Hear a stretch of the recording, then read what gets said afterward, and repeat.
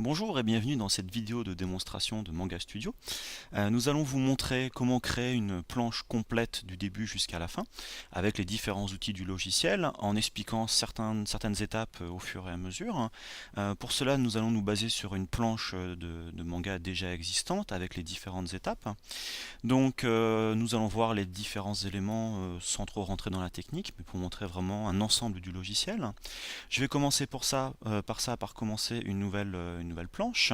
Donc dans le menu Fichier, Nouveau, nous avons ici la page, en fait, qui est une planche. Nous avons les paramètres par défaut du logiciel. On peut changer la résolution jusqu'en 1200 dpi, qui est la résolution d'impression. Bien sûr, on peut régler les marges, le cadre de travail, une simple page, double page. Je fais juste un élément simple. Je redimensionne ma page ici. En haut, au niveau de la page, on peut zoomer ou dézoomer rapidement, ou utiliser des raccourcis clavier qui sont très proches de Photoshop. Et donc en parlant de Photoshop un petit peu au niveau de l'interface, on se rend compte que cette interface de Manga Studio est assez proche de ce que l'on trouve dans Photoshop. Une palette d'outils sur le côté qu'on peut bien sûr déplacer, des icônes, des outils qui ressemblent beaucoup à ceux de Photoshop. Nous avons sur le côté ici une palette qui correspond au calque.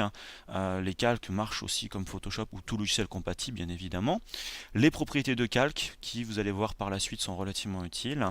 Et les propriétés d'outils, qui ne sont pas comme dans Photoshop dans la barre d'outils en haut, mais qui sont à côté.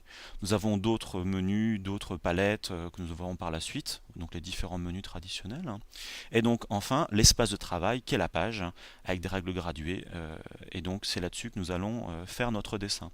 Donc on a bien vu en dessous que nous avions une planche donc style manga. On va voir avec le logiciel que l'on peut bien sûr dessiner bien évidemment. On peut prendre la plume ici, qui est une plume en fait de dessin. Donc par défaut, vous voyez, je suis avec une tablette graphique, on peut faire nos traits au fur et à mesure. Voir dans les propriétés du calque, passer en mode couleur. Alors attention, Manga Studio est un logiciel de noir et de blanc. Le mode couleur va juste servir à changer en fait la couleur des tracés au niveau d'un calque. Point final. Donc je passe en mode couleur. Et là, nous allons pouvoir faire notre croquis rapidement, faire pourquoi pas un petit personnage. Voilà. Donc très rapidement, on peut zoomer pour être beaucoup plus proche. On voit que la qualité du trait est assez simple du fait que c'est un mode de prévisualisation. On peut travailler je dirais en basse qualité pour être beaucoup plus rapide au niveau des traits. Alors je vais pas faire un dessin très très long du fait que j'ai plutôt montré en fait les différents outils.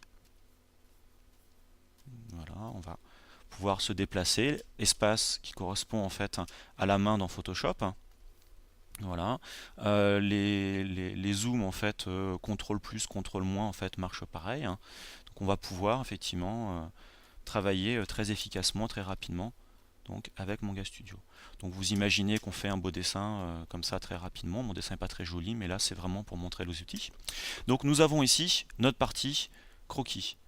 Si on retourne sur l'image derrière, voilà un artiste japonais qui a fait un dessin bien plus joli que ce que je viens de vous montrer. Donc qui a découpé son ensemble, en fait sa planche en différentes cases avec les différents éléments de croquis. Donc une fois que le croquis est fait, on va pouvoir passer à la partie ancrage. Alors Manga Studio propose des outils qui sont assez avancés point de vue ancrage, notamment la simulation au niveau du trait de la plume. Donc ici j'ai pris la plume en fait, qui est vraiment l'outil le plus courant dans le logiciel. Et j'ai juste déplacé la palette d'options au niveau de l'outil qui se trouve ici. Nous avons différents paramètres avec différents aussi, je dirais, mémorisation d'outils. En fait, des plumes qui sont déjà existantes, des plumes japonaises notamment, qui sont des presets. Voilà, donc je vais rester sur la plume G qui est une plume assez standard. Je vais créer un nouveau calque, comme dans Photoshop. On peut bien sûr rentrer le nom, les différents paramètres. Je fais juste OK. Donc mon nouveau calque est apparu au-dessus. Je vais pouvoir zoomer. Voilà ici. Et donc, si on regarde plus précisément au niveau du trait, je vais même zoomer un petit peu plus pour parler un petit peu technique. Voilà. Si je fais un trait, voilà ici, on se rend compte que le trait donc suit vraiment ce que je fais au niveau de la palette graphique. Et nous avons des options ici in, out, entrée, sortie. En fait, si je fais un trait, regardez bien au début du trait, à la fin du trait, il va montrer en fait s'affine directement, comme ça. En fait, ça permet de faire du plein et du délié assez rapidement. On a même aussi la correction qui va servir en fait à unifier un petit peu le trait. Regardez, le logiciel suit en fait mon trait et le corrige en fait au fur et à mesure. Donc voilà. Donc Manga Studio permet de proposer de différents outils assez avancés. Donc maintenant pour faire effectivement l'ancrage, corriger mes différents traits. Voilà. En fait pour m'aider vraiment à avoir un trait assez naturel, beaucoup plus proche de la plume, je dirais, traditionnelle. Voilà, pour pouvoir corriger comme ça assez facilement. On peut bien sûr annuler et continuer. Donc bien sûr, si on a le calque en dessous, on peut très bien récupérer les différents traits. Donc je reviens au dessin qui se trouve derrière. Je vais déplacer ma palette d'outils ici. Donc une fois que nos tracés sont faits, eh ben on peut, voilà, je vais juste masquer mes croquis, faire appel voilà, à mon ancrage. Si on regarde de plus près, on a un ancrage qui est vraiment, je dirais, de haute qualité. Voilà, donc du trait relativement propre. Donc fait grâce à avec Manga Studio. On peut bien sûr créer les différentes bulles. Alors pour créer les bulles, on peut les tracer très rapidement, ou alors faire appel, alors je ne vais pas le montrer ici, dans la palette de matériaux ici, de contenu, nous avons différentes bulles préfaites, prêtes à l'emploi. C'est juste du glisser, déposer. Maintenant nous allons rentrer dans le style un petit peu plus manga justement, avec le tramage. Le manga est en noir et blanc, on simule en fait le niveau gris grâce aux trames. Alors là, hop, je charge les différentes trames, en fait qui sont dans un dossier, et qu'on retrouve comme ça ici. Voilà. Sachant que Manga Studio va créer un calque par type de trame. Alors comment marchent les différentes trames? Vous allez voir, c'est assez enfantin. Donc nous allons effectuer au préalable une sélection, par exemple avec le lasso. Voilà, je vais entourer une zone que je voudrais tramer. Donc j'ai une sélection au lasso. Je vais faire appel à ma fenêtre de trame. Dans le menu fenêtre Window, nous avons Tones qui est le terme anglais. Alors la fenêtre est déjà ouverte, elle est hors de l'écran. Je la fais apparaître ici. Et donc, Manga Studio dans sa version de base, Manga Studio début, nous avons 1800 trames dans le logiciel. Dans la version professionnelle EX, il y a à peu près 3000 trames. Donc les trames traditionnelles en fait par points, les petits carrés, des dégradés, par exemple design, tout ce qui va être par exemple les motifs, pour faire des mangas dans le style shoujo par exemple. Donc les différentes trames. Je vais juste en appliquer une, après je montrerai le catalogue rapidement. Alors ici nous avons une trame qui est existante. Je n'ai qu'à simplement la prendre et la glisser dans ma scène. Ma trame en fait s'applique à la sélection. Je vais pouvoir, cette sélection, la supprimer, CTRL D, ou pomme D bien sûr. Je vais préciser, c'est que Manga Studio marche aussi bien sur PC et Macintosh. Donc voilà, la trame est appliquée, sauf qu'on se rend compte que la trame ici peut-être est mal appliquée, on aura besoin de la corriger. Il n'y a rien de plus simple, on peut prendre l'outil, le marqueur, et le marqueur, vous avez vu ici après le motif de la trame. En fait, le marqueur prend en compte, voilà, le motif qui se trouve ici du calque courant. Et nous allons pouvoir directement, ici, dessiner la trame. Pourquoi pas, si on passe en mode transparence, gommer de la trame ou la gratter, pourquoi pas, avec l'outil plume. Donc là, vraiment, on va simuler les différents effets de trame. Dans certains cas, il est aussi possible que la trame appliquée ne soit pas la bonne. Il y a moyen, très rapidement, pour Manga Studio, de changer de trame. Je vais passer en mode en trame de ligne par exemple, prendre cette trame ici. Ma trame, le calque courant est sélectionné ici. Ma trame est sélectionnée dans l'éditeur. On a un petit menu ici, on choisit remplacer la trame. Automatiquement, la trame sélectionnée était remplacée dans la scène. Voilà, rapidement. On peut bien sûr continuer, éditer la trame en elle-même. Pour ce faire, la trame est sélectionnée. Dans la palette de calque, nous avons un onglet trame. Et là en fait nous sommes dans un mode d'édition qui concerne la trame. On peut très bien faire une rotation de cette trame, vous voyez comme ça rapidement, rentrer des valeurs numériques, voilà, donc on fait vraiment notre rotation, changer pourquoi pas la densité au niveau des trames, et ainsi de suite. Pour voir les différentes trames du logiciel, le plus simple est de passer dans le menu Aide, le guide en fait du contenu. Donc le catalogue de trames qui apparaît dans Acrobat. Nous avons ici le catalogue de quasiment toutes les trames avec les différentes densités. Donc voilà, des différents niveaux de grille, des ellipses, donc les dégradés. Donc voilà, mais vous voyez différents motifs pour faire des arrière-plans. Oups. Voilà. Donc certains effets très japonais, très manga. Donc je vous laisserai consulter bien sûr ce catalogue. Donc on revient à la planche derrière. Notre planche est appliquée, je peux bien sûr masquer ici donc le dossier en fait, pour avoir tous les calques en fait, dans un seul dossier.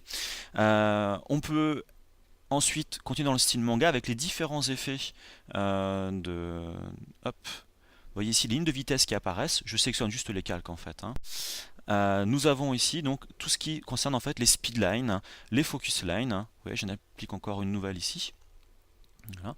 Alors comment créer ces différents éléments dans Manga Studio? Vous allez voir, c'est vraiment très très simple. J'ai oublié celui-là, voilà ici. Nous avons des filtres tout faits qui servent à ça. Donc je vais reculer, pourquoi pas au niveau de ce calque, de ce personnage-là. Voilà, hop, je vais masquer ça. Je vais pouvoir faire une simple sélection. Voilà ici, rectangle de sélection. Je vais créer un nouveau calque qui va recevoir ces différents effets. Je fais OK. Et dans le menu filtre, rendu, nous avons ici en fait les lignes de fuite, les lignes en fait de focus, les lignes de vitesse. Je prends une de focus. Donc la palette de calque s'est modifiée avec la partie focus line. Nous avons en fait un point ici. Voilà. Donc vous voyez, automatiquement le logiciel applique le filtre. On a le centre qui apparaît ici. On peut faire un petit décalage, vous voyez, pour définir comme ça au niveau du centre à quel endroit on va démarrer. On peut, pourquoi pas, utiliser les différents presets au sein du filtre. Modifier la longueur, pourquoi pas modifier la courbure, faire des petits effets comme ça un petit peu déformés. Voilà. On peut aussi entourer la zone d'où va partir en fait ces différentes lignes. On peut très bien comme ça la dessiner. Vous voyez, le filtre suit comme ça automatiquement. Et ainsi de suite, on peut donc, je vous dis, choisir les différents presets. Voilà, ligne plutôt effet lumineux, dans le temps que ça charge. Voilà ici, pareil, entouré comme tout à l'heure. Voilà la zone qui apparaît ici. Donc on peut vraiment faire tout ce qu'on veut très simplement et très rapidement. Voilà, on fait OK.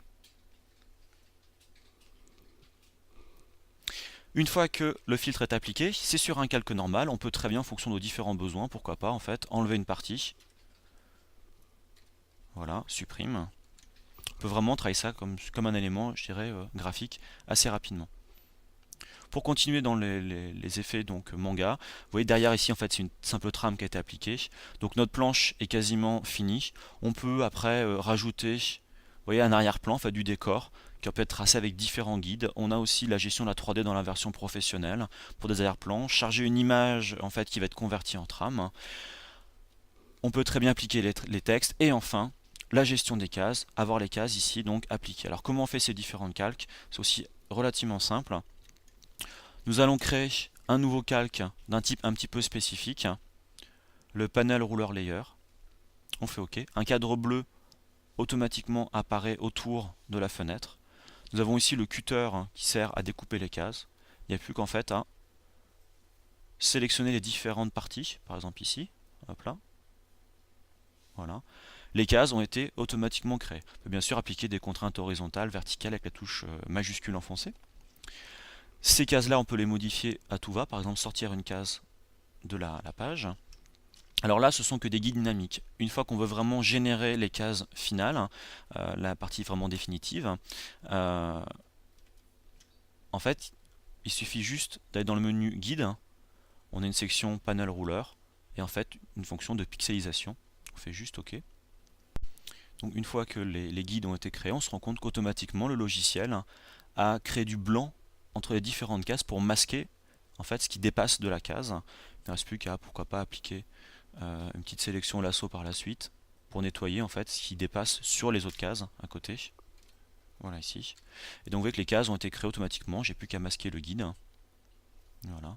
Et on se retrouve donc au final avec une planche de manga faite assez rapidement. Donc pour récapituler rapidement, la partie brouillon faite très rapidement à la plume, pourquoi pas un dessin qui aura été scanné et ancré dans le logiciel, ou un ancrage manuel pour après ensuite appliquer les différentes rames, les lignes de vitesse, les bulles, calcul et la gestion des cases. Donc comme ça rapidement. Après, il ne reste plus qu'à gérer en fait la page soit en impression pour imprimer de façon définitive votre page, ou l'exporter pourquoi pas vers un logiciel comme Photoshop, faire un ancrage à part, une colorisation à part. Donc Manga Studio s'intègre bien vraiment dans un ensemble de logiciels divers comme Painter aussi pourquoi pas, pour créer vos différentes planches de manga, vos différents chapitres et ainsi de suite. Donc Manga Studio est vraiment facile de prise en main avec tous les outils propres à la création du manga pour les mangaka amateurs ou professionnels. Et pour finir, n'hésitez pas à visiter notre site internet ifrontière.fr, la section dédiée à Manga Studio. Voilà ici, qui est à l'heure actuelle en anglais, qui va bientôt arriver en version française. Et vous aurez par la suite aussi mangastudio.fr, qui est un blog dédié à Manga Studio, qui n'est pas encore ouvert. Donc voilà, donc merci beaucoup d'avoir regardé cette vidéo, et bonne création grâce à Manga Studio.